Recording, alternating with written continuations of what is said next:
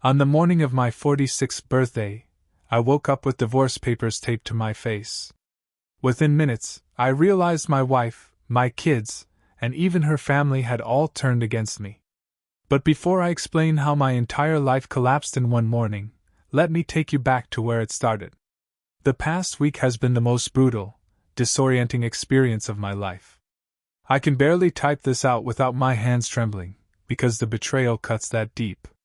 But it didn't start overnight. Looking back, I can see little cracks forming about 3 months ago. That's when Kara started acting different. She was constantly glued to her phone, laughing at messages, smiling to herself, but the moment I'd walk into the room, she'd tilt the screen away or shut it off entirely. It wasn't subtle. At first, I brushed it off. After all, we'd been together for so long. I met her when I was 26, when she hired my company for a renovation project. We clicked, and that was the start of everything. Over the years, you fall into a rhythm, a kind of comfortable routine where you stop questioning every single thing. I told myself I was imagining it. I wanted to believe there was nothing wrong. But then she started saying odd things about my upcoming birthday. She kept joking about me turning 41, even though I was about to hit 46.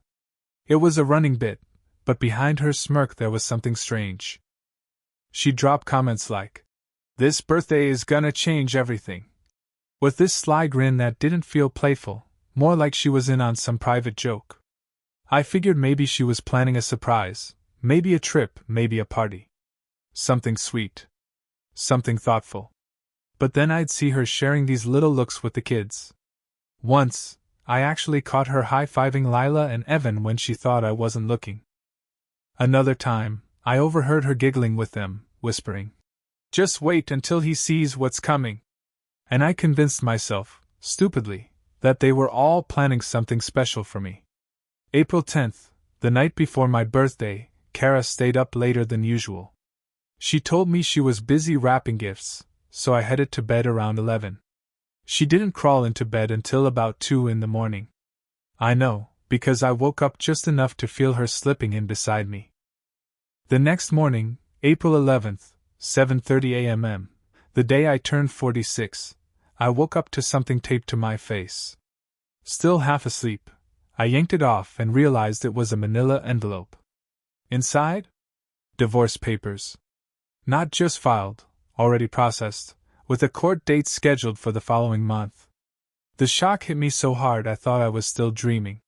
Then I noticed her side of the closet. Empty. Clothes gone, drawers cleaned out. Everything of hers vanished. I stumbled through the house like a zombie, and everywhere I looked, something else was missing. The kitchen had been gutted, expensive cookware gone, the high-end coffee maker I'd given her last Christmas gone. Even family photos had been stripped off the walls. Then I found the note on the counter. In her handwriting, blunt and cruel. "Happy 46th birthday, loser! My gift to you is me escaping your pathetic excuse for a life." And if that wasn't enough, she twisted the knife with, "Don't bother looking for the kids. They chose to come with me. They've always known what a failure you are." I stood there in nothing but boxers, staring at that note, trying to understand if this was real life or some twisted prank. Then my phone started buzzing like crazy, notifications piling in from Instagram, Facebook, TikTok. All at once, like they timed it. I opened Instagram first. Kara was live at Harborview Steakhouse, the same restaurant where I'd proposed to her 20 years ago. She was perched on the lap of some kid, later I'd learn he was 26, a personal trainer from her gym. On camera, she was kissing him, laughing, saying things like, "Finally with a real man. Upgraded from zero to hero." Thousands of people were watching. Scrolling down, I saw Lila had posted a picture of her and Kara, smiling like they just won something. The caption read, "Finally free from our deadbeat father. Mom deserved better all these years." The post already had over 240 likes and comments cheering her on. Then I saw Evan's TikTok. He was sitting in my car, the same car I'd let him borrow, dancing with text over the video. "Mom's upgrade from trash to cash. Hashtags like hashtag RickStepDad and hashtag PoorBrokeDad. By now, I was pacing the empty house, heart pounding out of my chest. And it didn't stop. Kara's sister Marianne chimed in on social media, tagging me in a post that basically called me worthless. She even lied about my age, saying I was 41 instead of 46, like shaving off those 6 years somehow made me more pathetic. Then her mom piled on, writing, "Should have ended this marriage 16 years ago. So proud of you, honey." All of this hit me in the first half hour of being awake. It was coordinated. Orchestrated. They had rehearsed this, like it was some twisted performance designed to humiliate me publicly. Kara, the kids, her sister, her parents, they were all in on it. I tried to stay logical even though I felt like I'd been run over. I couldn't understand why. Sure, Kara and I had our issues, like any couple, but nothing that justified this level of destruction. I called Lila, no answer. Tried Evan, straight to voicemail. I texted both of them. "What's going on? Can we talk?" Silence. Finally, after an hour, Kara texted me. Her words burned. "Enjoying your birthday surprise? Don't bother begging. Everyone knows what a pathetic, controlling, manipulative jerk you've been all these years. The kids see your true colors now." That's when I realized. She wasn't just leaving me. She wanted to erase me. To make sure my own children despised me, to paint me as the villain in front of the whole world. But here's what she didn't know. That shiny new trainer she was parading around? Muscle Boy? His gym operates in a building I own through one of my development LLCs. Kara never knew. And while she was busy planning her ambush, I'd been quietly documenting her behavior for the past year. I had records of the shopping binges she thought I didn't notice. Receipts from her girls' trips that cost thousands. Statements from the secret credit card I uncovered last summer. I kept it all. The truth is, Kara always thought I was a failure because I didn't flaunt my success. She loved to show off, but I preferred to keep things quiet. What she didn't realize was that all those boring meetings I attended were me building investments, stacking a financial safety net she never saw coming. So I didn't respond. Not to the posts, not to the texts. Nothing. I let them celebrate my supposed downfall. Instead, I called my lawyer. I forwarded him every screenshot, every video, every shred of proof. Then I spent the next couple days putting my affairs in order. By day 3, I had already moved into a rental property I own, one she has no clue about. By day 4, I was meeting with my accountant, shifting things around, protecting what was mine. Then came day 5. At exactly 6:17 p.m., my phone lit up like a bonfire. 92 missed calls in 2.5 hours. Kara, her sister, her mom, even Muscle Boy. My inbox flooded with texts. "Call me now. We need to talk. This isn't what you think." Turns out, Kara finally took a look at the financial reality and realized the mess she'd created. She picked the wrong man to humiliate. And now? I've stayed silent. My lawyer told me not to answer a single call. And for once in my life, I'm glad I listened. Their panic, from what I can tell, is just getting started.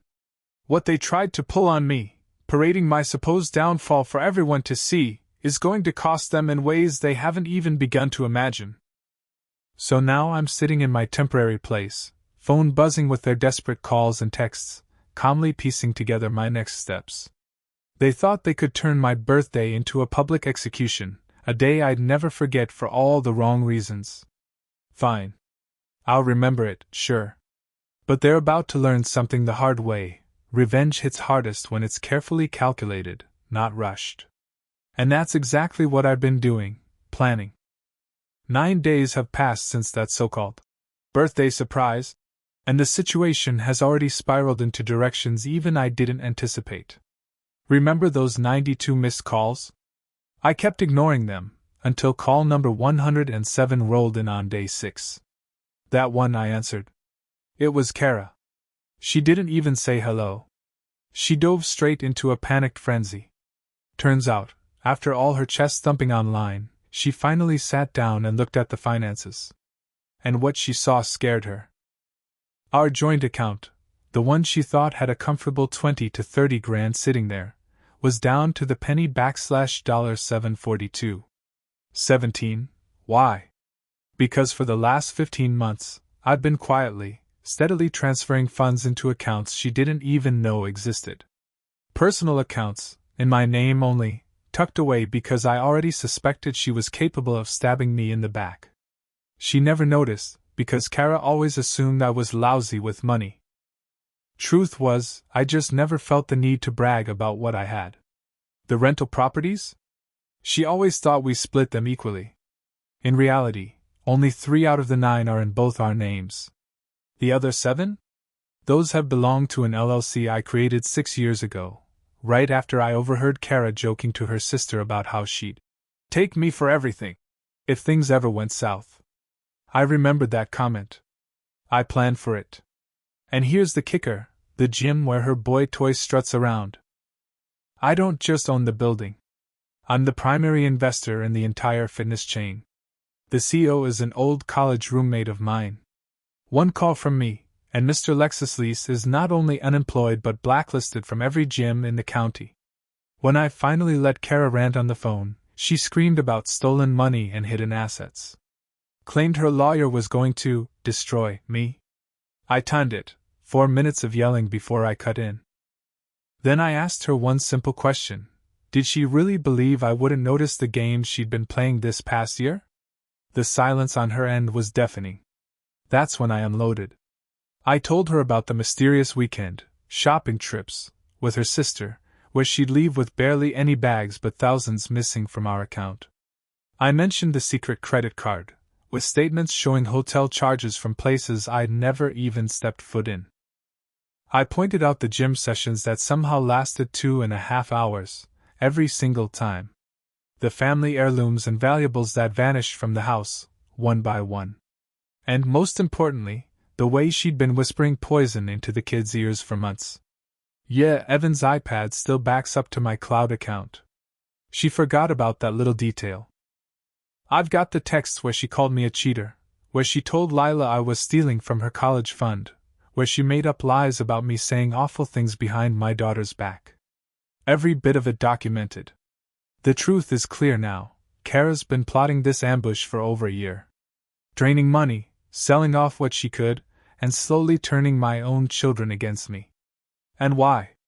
Because, in her words, I was too boring and practical. She was tired of living a middle-class life. Middle class? We've got a 5-bedroom home in one of the nicest neighborhoods in town. We've taken 4 vacations a year, paid for both kids' extracurriculars, covered Lila's college fund in full. They've never gone without. But it wasn't enough for Kara. She wanted the Instagram life her friends flaunted, the flashy handbags, the luxury getaways, the perfect image. The sick irony? Jim Boy isn't even wealthy. He drives a leased Lexus he can barely make payments on and lives in a luxury apartment split with 3 roommates. He plays entrepreneur online, but it's all smoke and mirrors. Kara thought she was upgrading. In reality, she hitched herself to a sinking ship. When I spelled all this out, Kara's whole attitude shifted. Suddenly she wasn't screaming. She was begging. Saying we could work this out. That the kids needed both of us. And that the birthday ambush was just a joke that went too far. A joke. She filed for divorce. She gutted our home. She brainwashed our kids and humiliated me publicly. That's not a joke, that's war. And speaking of the kids, Lila finally reached out yesterday. Just a simple text. Dad, can we talk? I let it sit for 8 hours before responding. When I didn't send words, I sent screenshots.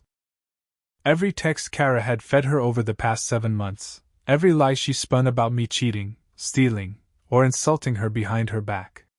Proof that her mother had been gaslighting her nonstop. Lila hasn't replied yet. I know it's a lot to take in, finding out the parent you trusted most has been lying straight to your face. Evan, on the other hand, is still firmly in Kara's camp. He's always been dazzled by appearances and status. The fact that Jim Boy lets him joyride in that Lexus and showers him with gifts has him hooked. That's fine. Eventually, he'll learn the truth, too. Meanwhile, Kara's family has gone silent. All those posts trashing me online? Deleted. Marianne's husband even reached out privately, apologizing, saying he had no clue what was really going on. At least one person over there has a conscience. And Jim Boy? According to my sources, again, I'm the primary investor, he's been asking around for other job opportunities. Sounds like reality is starting to hit him.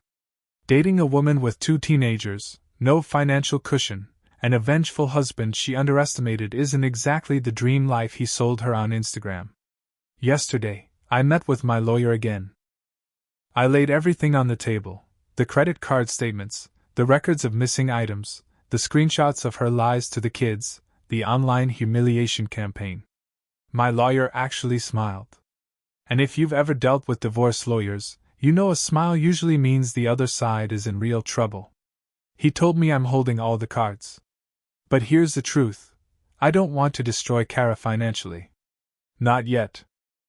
What I want is for her to feel what I felt that morning: the cold punch of panic, the humiliation of realizing your entire world has just caved in, the sinking dread that you massively underestimated someone. I want her to see her boring, practical husband for who he really is, 10 steps ahead of her, always. So here's where I stand now. I've frozen every joint account, every credit card. Kara has no access to the money she once flaunted. I'm in the process of removing myself as guarantor on her car loan and credit lines, leaving her to deal with the fallout on her own. This weekend, I've arranged to meet with the kids if they'll sit down with me. I won't badmouth their mother, that's not my style, but they deserve the truth. And I've got proof, mountains of it. The game she started isn't over. It's just beginning. And now, I'm the one holding the script. She's about to find out what her real credit score looks like now that I'm no longer propping her up. I've already given instructions to the property management company that handles our rental units. Every dime of income is to go directly into my personal accounts for the time being. I also had a long conversation with my buddy who owns the gym chain. Jim Boy isn't officially fired yet, but he's been shipped off to a location 45 minutes away, and on top of that, his hours are being chopped down. I know it sounds like I'm being vindictive, but people don't realize what this woman put me through. She spent an entire year carefully setting the stage to humiliate me, to destroy me in front of everyone I care about, and to use our own kids as pawns in her scheme. She thought she could pull all this off and I'd just roll over. She tried to torch my reputation, make me look like a fool, and she honestly believed I'd never see it coming or that I'd be too weak to push back. Meanwhile, my phone still won't stop buzzing. Calls, texts, messages, it's constant. Kara's newest strategy is to send me pictures of us back when we were happy, long notes about fresh starts and rebuilding trust. Her mom even called me yesterday, sobbing, saying Kara made a horrible mistake and wasn't thinking clearly. But that excuse doesn't cut it anymore. The divorce is moving forward, and it's going to be on my terms, not hers. Yesterday she even showed up at my office without warning.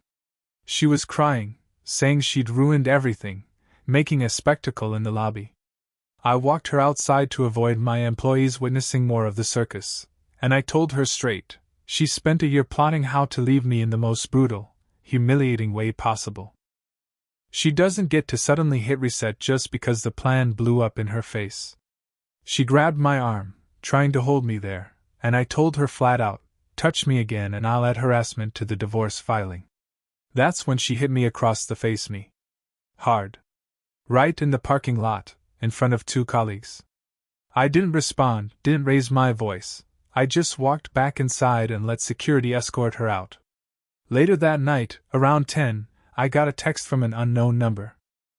It was Jim Boy, apparently his name is Trent, asking if we could talk man to man. I didn't bother responding. What's there to talk about? He slept with my wife, helped her ruin my life, and now wants some kind of heart-to-heart? Not happening. This morning, my lawyer called with news. Kara's attorney reached out offering a settlement deal. Now they're suddenly eager to avoid a courtroom battle. The proposal was a 60-40 split in my favor and joint custody of Evan. Lila is already 18, so she isn't part of the custody issue. I told my lawyer to counter with 80-20 and demand supervised visitation until Kara completes an anger management program. He actually laughed, but promised to deliver the counteroffer. And yeah, on paper, it looks like I'm racking up victories. But the truth is, I still feel like hell. 20 years of marriage is collapsing into ashes. My kids don't look at me the same way anymore. Friends and family whisper behind my back. Even when this is all over, I'll still be carrying scars. But one thing I refuse to do is let her win the story. I'm not going to be the pathetic, broken man she tried to make me out to be. I'm not going to let her dictate how people remember this. What she did wasn't a mistake, it was a deliberate, calculated betrayal meant to ruin me, and I won't let anyone forget that. Then today I got a text from Lila asking to meet.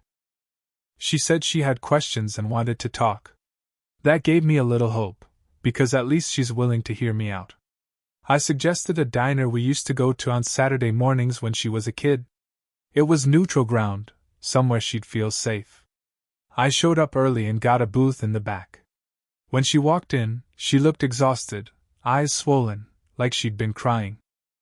She sat down and immediately started playing with the sugar packets, lining them up the way she always did when she was nervous as a little girl. The first few minutes were painfully awkward, small talk about classes, her friends, meaningless stuff. Then she suddenly asked, point blank, "Did you really cheat on Mom?" My heart sank. I told her absolutely not. Not once in 20 years. I even offered to let her go through my phone, my email, everything. She shook her head and said her mom always claimed to have proof but never actually showed her. That's when I pulled out my laptop and showed her the untouched college fund statements. Then the text exchanges between Kara and her sister Marianne, where they literally plotted how to make the kids believe I was some kind of monster. I even showed her the hotel charges on the credit cards from Kara's so-called girls' trips. That broke her. Lila started crying right there in the booth. She told me she felt stupid for believing her mother. I told her she wasn't stupid, she trusted her mom, and kids are supposed to trust their parents. Then she dropped a bombshell on me. Kara had been telling her for months that I was planning to leave them for a younger woman, that I'd said Lila was a disappointment, and Evan was too soft. All of it lies. I told her I'd never said a word like that about my kids. By the end of that breakfast, she asked if she could stay with me for a few days, just to get space from Kara. I said yes, of course. When Kara found out Lila was with me, she completely lost control.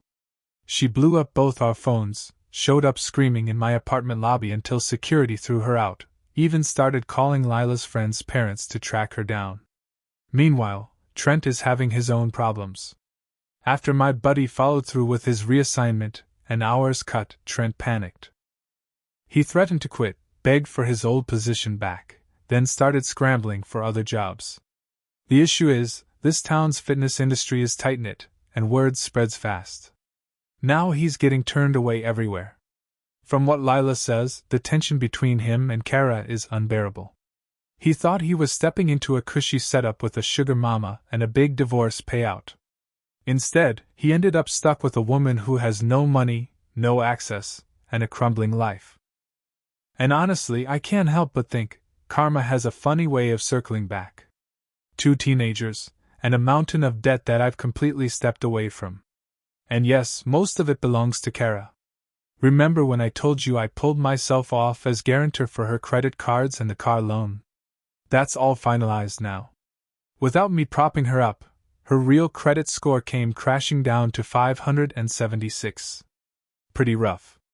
Her cards are maxed, she's already missed a car payment, and the place she moved into? It's not even hers, it's Trent's, and he shares it with 3 roommates. So now it's Kara, Trent, my son Evan, and 2 20-something guys, all jammed into a cramped 4-bedroom apartment. Lila says the place is a wreck, dirty dishes piled up, clutter everywhere, no sense of order. Privacy doesn't exist, and there's constant bickering over bills, chores, and who gets space where. Evan still won't speak to me directly, but Lila told me he's starting to ask questions about what's really going on. Trent's dream life is unraveling fast. The Lexus? Gone, it was leased, and payments fell behind. The fancy restaurants? Cancelled. The endless gaming and lounging? Suddenly he's too busy. The whole image is crumbling, and Evan's finally seeing it for what it is. Meanwhile, Kara's been tossing out settlement offers that get more desperate each week.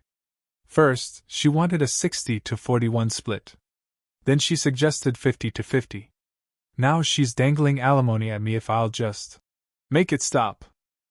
My lawyer keeps telling me to hold steady and let her sweat. It's all being documented. Then out of the blue, Marianne, Kara's sister, called me for the first time since this whole nightmare began. She was crying, telling me Kara's a wreck, begging me to talk to her. I asked Marianne straight up if she knew about the affair.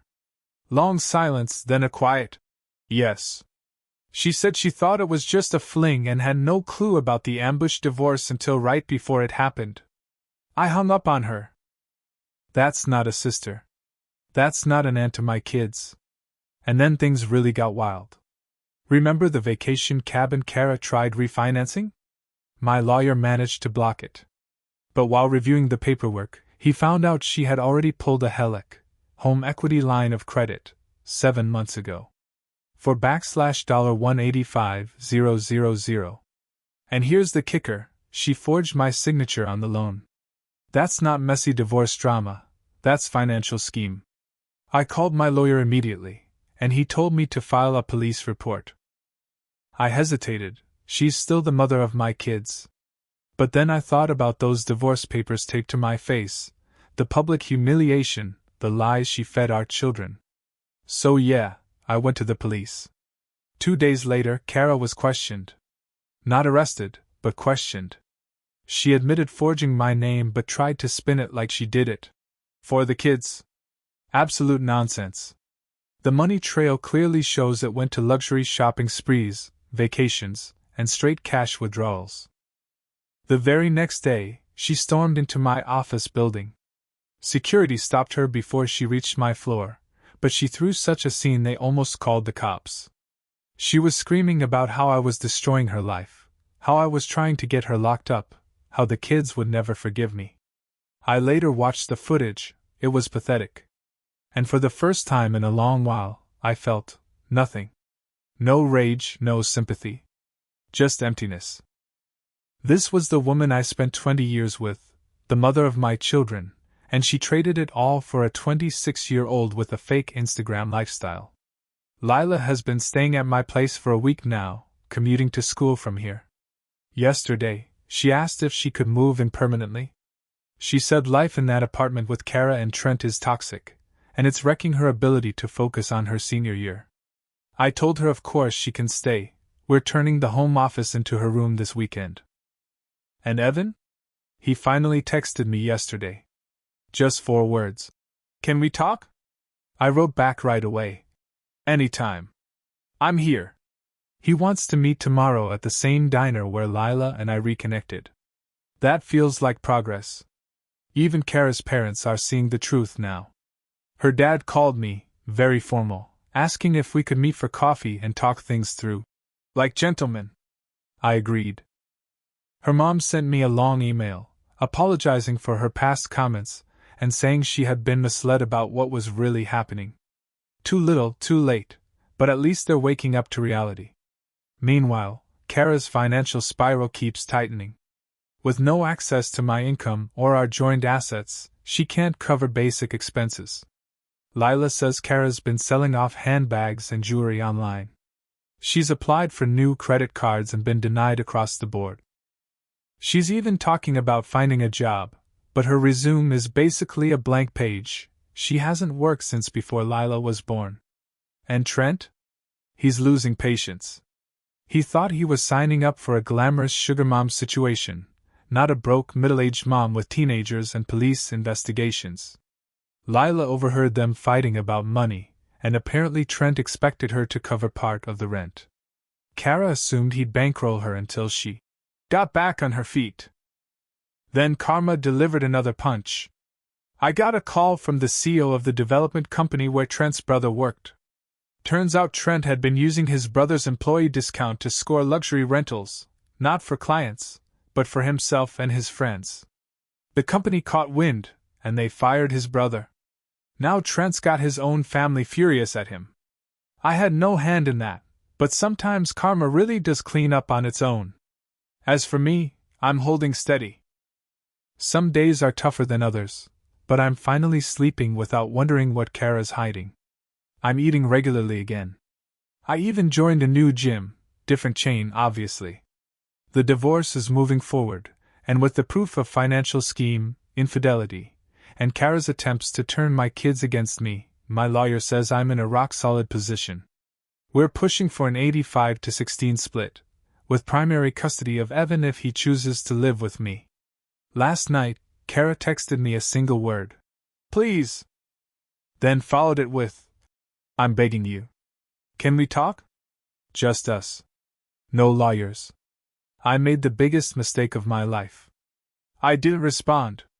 This morning, I woke up to an email from her. Attached was a confession letter. She admitted to everything, the affair, the financial schemes, the manipulation of the kids. Every last piece of it. She told me I could use it in court if I wanted, but what mattered most to her was that I knew she regretted everything. My lawyer, on the other hand, warned me not to respond or even acknowledge it right away. It felt like a setup. I kept thinking maybe she was recording our conversations, trying to bait me into saying something she could twist around and use against me.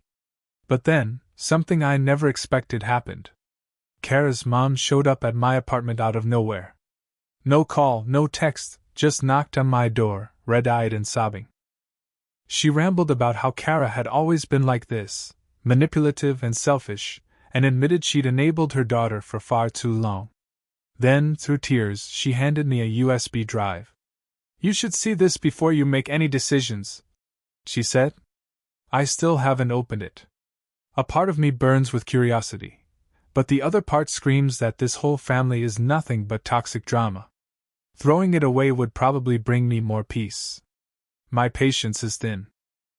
I'm about 1 second away from blocking every single one of them, except the kids. My focus now is on rebuilding trust with Lila, and hopefully with Evan too. The rest can live with the mess they created. Later that night, at 11:03 p.m., my phone lit up. Lila was calling. She told me Kara and Skylar had gotten into a massive fight, and he'd actually kicked her out. She was sitting in her car in the parking lot, bawling and blowing up everyone's phones, begging for a place to crash. Karma doesn't miss. It's been 7 months since my so-called birthday surprise, the ambush divorce. A lot has happened since then. That night in the parking lot, Kara didn't end up here. I refused to let her stay with me, and honestly, I don't regret it. Lila called Kara's parents instead, and they reluctantly took her in. That lasted exactly 18 days. 17. Turns out, living with your adult daughter while she throws daily meltdowns isn't as charming as she might think. Back to that USB drive. After letting my IT guy scan it for malware, always be cautious with that stuff, I finally saw what was on it. It was a goldmine. Years of emails, text messages, and even her personal journal entries. The picture it painted was eye-opening. Kara had been planning to leave me since our 16th anniversary. 6 years ago. Not because of cheating, not because of abuse, but because, in her own words, Michael is too comfortable being average. I deserve to live in a mansion. I deserve luxury vacations. I'm too beautiful and special to be stuck in this boring life. That was the motive. Not unhappiness, not mistreatment, just entitlement. And the kicker? She'd been talking to 3 different men over the years. Skylar wasn't the first, just the one who convinced her he could give her the dream life she thought she deserved. Spoiler, he couldn't. But what chilled me most was the planning. There was a shared Google Doc titled Michael's 46th birthday surprise. A literal, minute-by-minute schedule of my public humiliation. 6 a.m. Tape divorce papers to his face while he sleeps. 7:30 a.m. All social media posts go live. 8 a.m. Go live from Harborview Steakhouse, the place I proposed. 9 a.m. Marianne and parents flood the comments. 10 a.m. Second wave of posts about his failures. They mapped it out like it was a Broadway production. Rehearsed it. Coordinated every detail to maximize my pain. She even wrote scripts for the kids, actual lines they were supposed to post. She promised Lila a car and Evan a gaming setup if they played along. When I showed my lawyer selected screenshots, he almost spit out his coffee. He filed it as evidence before he even finished laughing in disbelief. Talking to Evan after that was different than my first talk with Lila. He came in defensive, insisting his mom wasn't lying about everything. I didn't fight him. I just asked him questions. What exactly did he think I'd done wrong? What proof did he actually have? How did he feel seeing his mom with someone else so fast? At first, he was stiff-guarded. But after 30 minutes, cracks started showing. He admitted he was confused, said Skylar had seemed cool at the start but quickly turned out to be fake and annoying. He said their apartment was cramped, and Skylar complained constantly about having to support everyone. By the end, Evan asked if he could come visit my new place. Not move in yet, just visit. That was progress. 3 weeks later, another bomb went off. The police investigation into Kara's falsifying documents expanded. Turns out, she hadn't just forged my signature for the Helic, she'd been doing it for years on multiple financial documents. The prosecutor filed financial scheme charges. Then she called me, hysterical, begging me to make it go away. I told her I couldn't even if I wanted to, the state was prosecuting, not me. She screamed that I was ruining her life on purpose. I reminded her calmly that she forged my signature, she planned my humiliation, she destroyed her own life. All I ever did was protect myself. She hung up on me. 2 days later, Marianne showed up at my office. She was calmer but just as desperate. She asked if there was anything I could do to help her sister. I looked her in the eye and asked where this compassion was when they were plotting to destroy me. She broke down crying, said she never thought Kara would go this far, that she got caught up in the excitement. I told her I'd think about it. I did, for 5 minutes. Then I decided nope. Actions have consequences. Meanwhile, Lila was really settling in with me. I turned the office into a proper bedroom for her, and she brought over more of her stuff from Kara's storage unit. Evan started visiting more too, first dinners, then weekends. By the 3rd month, he asked if he could move in. We set up the guest room, and the next day his stuff was there. By that point, Kara was basically homeless.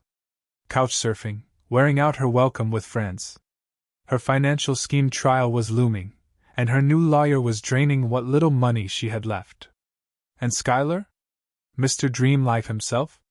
He finally landed a job at another gym, minimum wage plus commission. His Instagram, fitness empire, went silent. The leased Lexus got repossessed. Last I heard, he was back living with his parents. The divorce itself wrapped up soon after. With the evidence from the USB and the pending criminal charges, Kara didn't stand a chance. Her lawyer told her to settle before it got uglier. The settlement terms were brutal. Assets split heavily in my favor, full custody of Evan, and Kara stuck with all the legal fees. Lila was already 18, so custody wasn't an issue there. By the end, Kara had lost everything: her kids, her reputation, her money, her so-called dream life. All of it crumbled. And for once, I didn't feel guilty. No alimony to pay. Instead, Kara owes me child support for Evan, and there's a restraining order in place that bars her from posting anything about me or the kids online. She signed the agreement in her lawyer's office, crying the whole time. But it wasn't out of guilt or regret, it was because she had no other option left. The criminal case finally wrapped up just last month. Kara ended up pleading guilty to 4 charges of falsifying documents and financial scheme. It was the only way she could dodge actual jail time. The court handed her 6 years of probation, 220 hours of community service, and ordered her to attend financial management classes. On top of that, she now carries a felony record that effectively wipes out any chance of a decent career. Her parents covered her legal expenses but made it absolutely clear that this was the last time they'd rescue her. Strangely enough, they've since reconnected with me and the kids. They even stop by for dinner once in a while. It's not exactly warm and friendly, it's awkward but civil. I think they're trying to make sure they don't lose contact with their grandchildren, no matter how bad things got with their daughter. Marianne and her husband have been making similar attempts. I keep things polite, though I stay guarded. The kids get to decide for themselves how much time they want with their aunt. Kara herself is scraping by in a tiny studio apartment in a rough part of town. She eventually managed to land a call center job, but it barely pays above minimum wage. Without a car, she's stuck relying on the bus. Those designer clothes she once flaunted? Gone. Sold off just to cover rent and bills.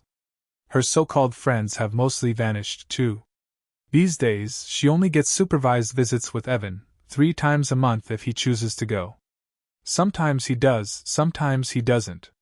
That decision is completely his. Lila, on the other hand, refuses to see her at all. As for me, I moved us back into our old home. I changed every lock and reset every security code. The kids lit up when we stepped back into their childhood space.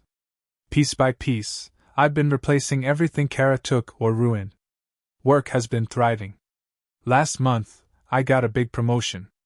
Funny enough, part of it came down to how I kept my head together through all the personal chaos.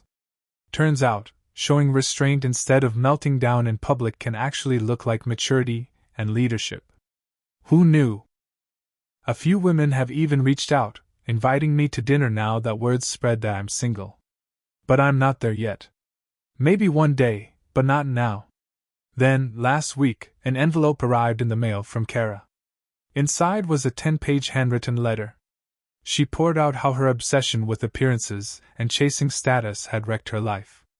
She traced it back to her childhood, to her parents' constant pressure, and to her own insecurities. She tried to explain, not excuse, why she treated me the way she did. She admitted she saw my contentment with our comfortable but modest life as an obstacle to the glamorous future she believed she deserved.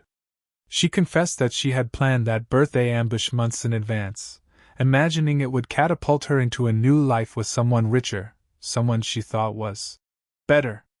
She even acknowledged the way she lied to and manipulated the kids with false promises. Her final words were, "I don't expect forgiveness. I don't deserve it. I just want you to know I understand what I threw away, and I'll regret it for the rest of my life." I read it twice, then slid it into a desk drawer. No response necessary. Last night, while I was helping Evan with his math homework, he suddenly looked at me and asked if I hated his mom. I paused before answering. I told him no, I don't hate her, but I also don't trust her, and never will again. I explained that people sometimes make choices so damaging that they can't be undone. But that doesn't mean he has to hate her himself. I reminded him that his relationship with her is separate from mine. He nodded, went back to his math problems, then said quietly, "I'm sorry I believed her lies about you." I told him he had nothing to be sorry for. Children are supposed to be able to trust their parents. He was manipulated by someone who should have been worthy of that trust. That's where we are now, 7 months after the so-called birthday surprise. My finances are solid. My kids are with me. My ex is finally facing the fallout of her own actions. And that other man she thought was her golden ticket? His fake lifestyle has collapsed, too. I didn't need some elaborate plan for revenge. All I had to do was stand my ground, tell the truth, and let their house of cards tumble on its own. Yesterday marked what would have been our 21st wedding anniversary. Instead of mourning the date, I took the kids out to dinner at a new spot across town. We laughed, shared stories about their future dreams, and genuinely enjoyed being together. On the drive back, Lila asked if we could turn that date into a new tradition, just the three of us, celebrating our family in whatever form it takes. I told her yes. Because sometimes, the best revenge isn't about payback at all. It's about building a happy, stable life with people who truly love you, while those who tried to break you are left outside looking in, finally realizing exactly what they lost.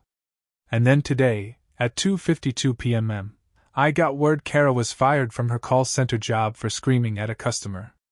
She called Lila in tears, begging for help with rent. Lila calmly told her to call her parents instead. That's growth. That was my story. What do you think about it? Would you have acted the same way or chosen differently? Share your thoughts in the comments. I'd love to read them. Thank you for listening, and don't forget to subscribe to the Keeping Secrets channel for more stories like this. Oh, and one more thing. This story is our little secret, so shh.